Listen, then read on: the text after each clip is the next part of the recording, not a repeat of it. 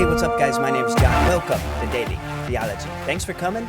Today, again, we're going to be tackling a Dr. Al Mohler article. He, again, is on point. He's like a fine-tip pen, really, Dr. Al Mohler. Not very exciting color, probably like a black, but always to the point. And he says this, that religious freedom is becoming a disfavored right, according to Justice Samuel Alito.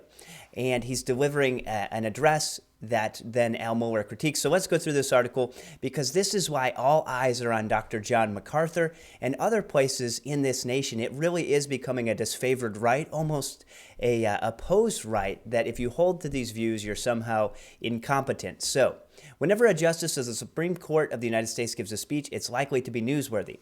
But a speech given last Thursday by Supreme Court Justice Samuel Alito has turned out to be particularly newsworthy. So this is why he's covering this in the briefing. Let's look more closely at what Justice Alito had to say. He was speaking to the lawyers' gathering of the Federalist Society, and as he got up to speak, he went through the customary niceties, and then he came to the issue of intolerance in the United States, right here, pointing to the fact that a growing intolerance in the present in many law schools is affecting conservatives and Christians, really.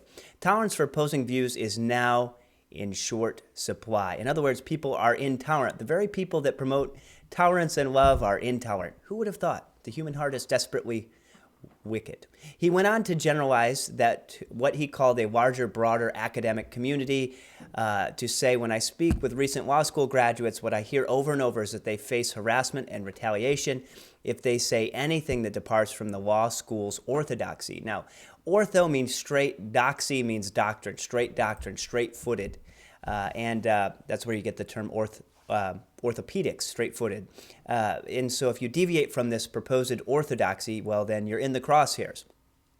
But after speaking about the larger problem and enforced liberal orthodoxy and larger academic community and law schools in particular, then he goes on to intolerance and suggests that the COVID-19 pandemic, in light of last year's court decision, made clear the fact that the federal government and state governments are acting in ways that are constricting individual liberties in the United States. This includes fundamental liberties and, most importantly, religious liberty. Now, this is what your Supreme Court is supposed to do. They're supposed to strike down unconstitutional laws and defend those types of freedoms when they have the opportunity to do so.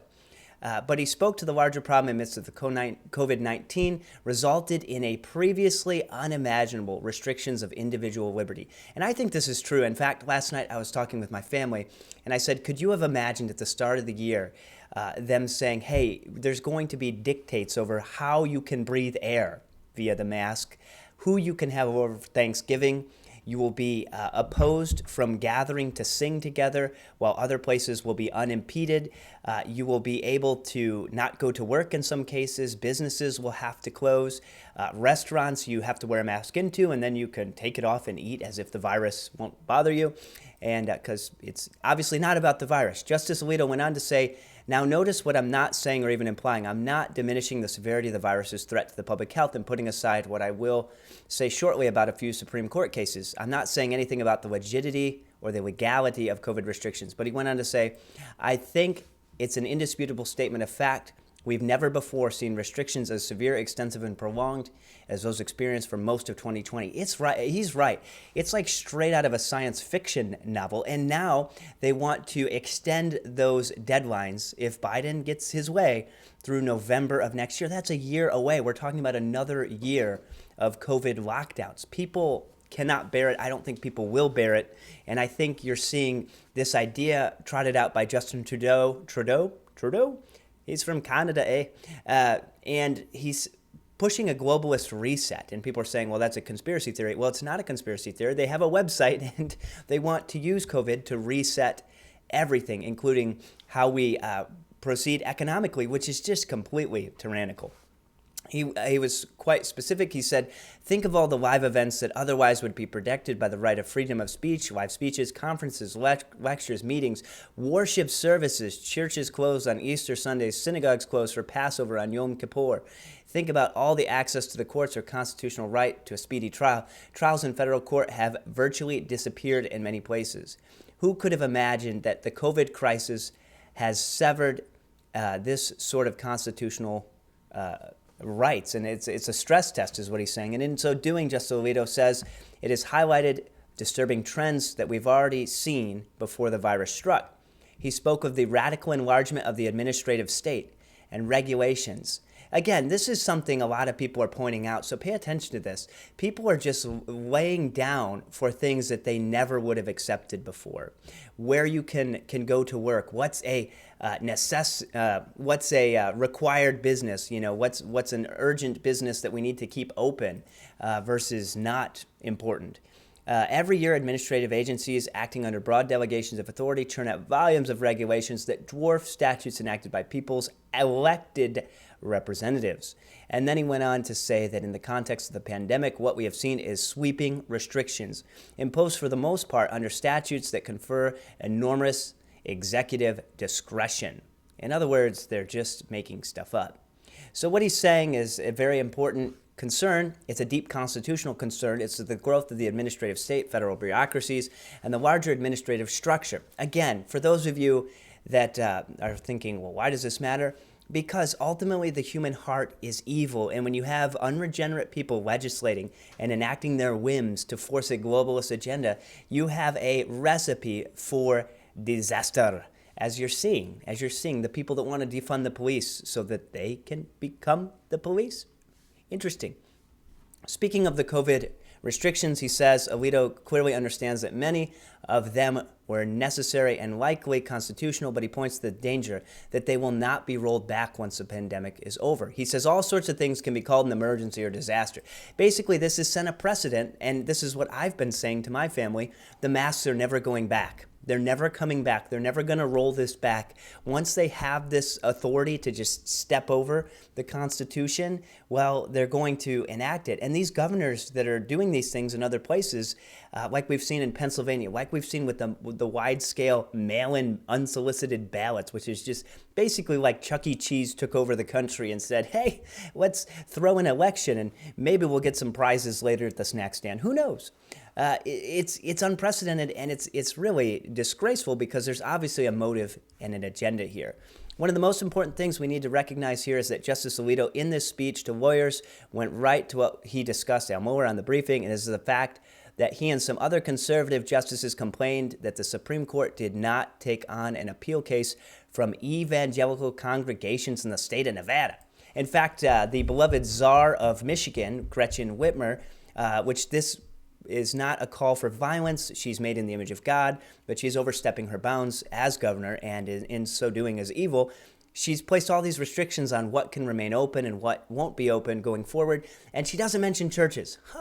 Interesting. How convenient to forget churches, when a vast majority of people in this nation would say that they do believe there's a God. Now, I'm not saying they're Christians, but they do believe there's a God, and to just, whoops, we missed that point. Whoops-a-daisy. The state government had rendered it legal for people to gather in casinos, but not to gather in churches. So you can gamble, but you can't pray. Interesting. There was a time when this gambling thing was against the law, and I remember there was this whole prohibition era, and I'm not saying that was a good idea, but there was this era where that was totally against. But now I guess praying and praying for your leaders and trying to see people converted to the true and living risen God, Jesus Christ, is a crime. But that's what's really important to recognize is that Justice Alito, one of the 9 justices of the United States Supreme Court, by the way, has been on the court since 2006, nominated by George W. Alito went on to point the fact that it's not just COVID-19, it's not just the pandemic, it's not even just recent developments. The reality is that religious liberty has been subverted and is under attack in the United States and has been for some time. I actually did a thing on this with Dr. MacArthur when they were going after the Master's Seminary because of the dormitories. This was an issue like 3 years ago, and they were under attack, and it was this whole thing, and you could just tell it was coming. So this is a big deal. After the election, this is a very important case. It would have been improper for a justice of the Supreme Court to be speaking this way in public before the election. So he was waiting till the election was somewhat processed through. But after the election, after Americans have already cast their votes, Alito pointed to the fact that you're looking at the reality that groups such as Little Sisters of the Poor, a group of Catholic nuns and evangelical bakers and florists, who hold to sincere religious beliefs in conflict with the legalization of same-sex marriage now find their own religious liberties are routinely denied by the cultural left. Not only denied, they're threatened physically for not getting in line with the insanity. The party of insanity continues to party, as I've said. Justice Alito pointed out that state by state, some American states are now responding in a way that is openly hostile to religious liberty of conservative religious believers in this country. We saw Cuomo rounding up Jewish people in the streets, but the rioters were allowed to throw bricks and kill people.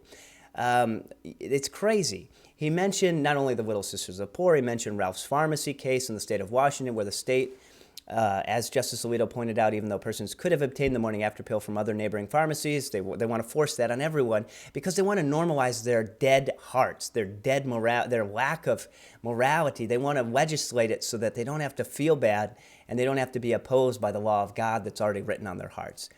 Al Mohler says, I believe the justice actually said that there were about 30 other pharmacies that were dispensing this drug within a radius of about 5 miles. 30 within 5 miles. You couldn't skip a stone and not hit one slinging an abortion pill there. He was so intent on pushing its own moral revolution, it wouldn't abide by one single pharmacist who, on the basis of conscience, the morning after pill does not prevent fertilization, but rather prevents the implantation of the fertilized embryo within the woman's uterine wall. He mentioned the cake baker, Jack Phillips. Jack Phillips is the punching bag of the crazy people in Colorado. I mean, they are looking for this guy. And I remember not too long ago in the lovable state of Indiana, they tried to burn some guy's pizzeria to the ground because they wouldn't deliver to a certain place. This is a mob mentality. He mentioned Jack Phillips, so keep praying for Jack Phillips. And Justice Alito also pointed out other problems were not fairly construed as the fact that the same-sex couple could not gain an adequate wedding cake. The fact is they were demanding that this specific baker violate his own religious conscience to create their cake for them. So in other words, there's 900 places you can go. You don't go to a Muslim and try to order pork. There are certain things you just don't do. You say, hey, that's not what this guy believes, so I'm not going to offend him by asking him to make a wedding cake for something that he opposes. This is how freedoms work. And when this all went down, they're like, no, we just want the same civil rights. It's not a civil right. Ultimately, these are all moral issues. And when you have no concrete morality, you end up with moral insanity. Hence, Papa Joe wanting to push hormone blockers for 8-year-olds. This is insanity. Killing babies up to birth, past birth. This is insanity. You think that's crazy? Eugenics are coming. Polygamy is coming. All those things are tied to the lack of moral restraint. And this is what we see throughout the history of humanity. He also speaks to the artificiality of the outrage from the left, as he says, as far as I'm aware, not one employee of the Little Sisters has come forward and demanded contraceptives under the plan. Nobody wants it. Why do you care? They don't need it. They don't want it. They're nuns. Not in the fact of like not believing in anything, as in they are literally nuns. They don't want contraceptives. There was no risk. There was no risk for them. So why demand that you legislate their bowing to your beliefs? Now, ultimately, Catholics need the gospel. He said that this would happen, the abrogation of religious liberty, and claims that conservative Christians are nothing but bigots. This is quite the bumper sticker. You're religious, you're a bigot. Well, you know what? This whole anti-God ideology is a religion. It's the religion of self. It's the religion of Babel. It's the religion of humanism. We will ascend to the heavens and be like God. Isaiah 14:14, I believe. I believe Satan said that, and I think people are still saying this. They want to be God, and they say, well, I don't believe in a God. Well, there either is a God or there is not a God, and creation is evidence of a creator. You have a moral conscience. Information requires a mind, and life always comes from life. The atheist position is a religious one. It's a religion. It's the religion of humanism. They're humanistic, and humanism is an illusion. That brain you're using is oozing sin, somebody once wrote. Before leaving Justice Alito's speech, we need to recognize that he took direct aim at 5 members of the United States Senate, all Democrats who had threatened the court with action if the conservative majority moved in a conservative direction. Since when do senators threaten the Supreme Court? He said that kind of bullying by one of the 3 co-equal branches of government, is an affront to the Constitution and the rule of law. Yeah, you think? When one side wants to threaten the other? He said this, let's go back to some basics. The Supreme Court was created by the Constitution, not by Congress. That's Alito's polite way of saying, sit down, son. Under the Constitution, we exercise the judicial power of the United States. Congress has no right to interfere with that work any more than we have the right to legislate. But you did legislate. You did.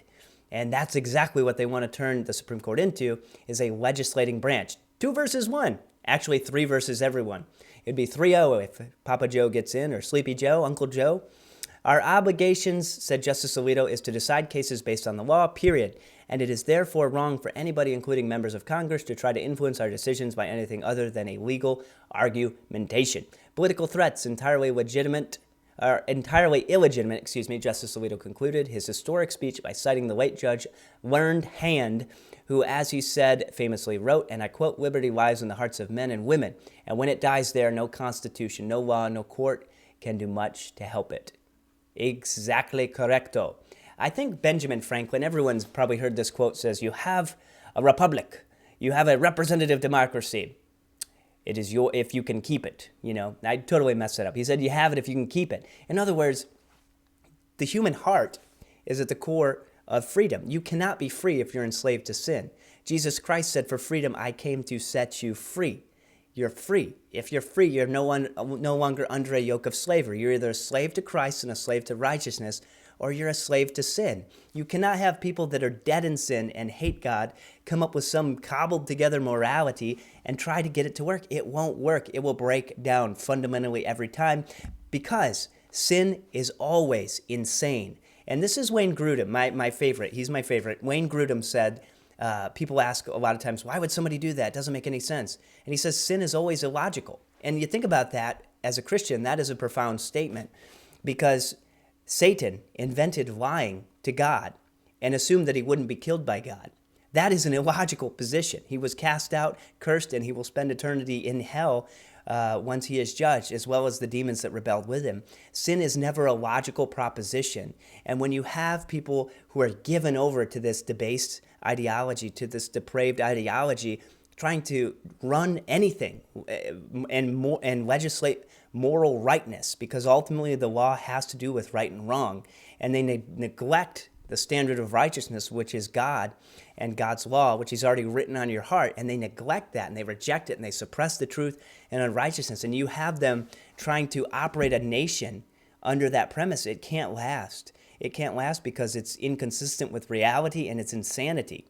And you see the slaughter of children. You see the abuse of children. You see all these things bubbling up, and people are like, where is this coming from?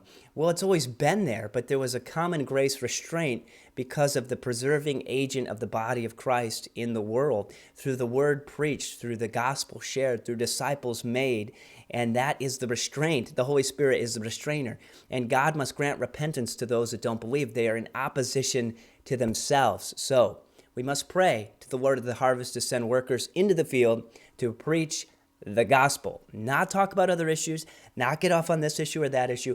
Personal responsibility before a holy and just God, because there is coming a day where every knee will bow and every tongue will confess that Jesus Christ is Lord, to the glory of God. If you're still watching this thing, check out the article for yourself, and remember to hammer that like button, the 95 Theses. And if you haven't yet, please take a moment and subscribe to the channel. It would greatly help us to reach more people. We'd really appreciate it. And we're trying to get the gospel out to as many people as possible. YouTube is one place that we do that. The other place is the public square. The other place is online teaching. So there are many paths to get the gospel out to people, but we need your help, because we can't do it without people helping us. So thanks for watching, and God bless.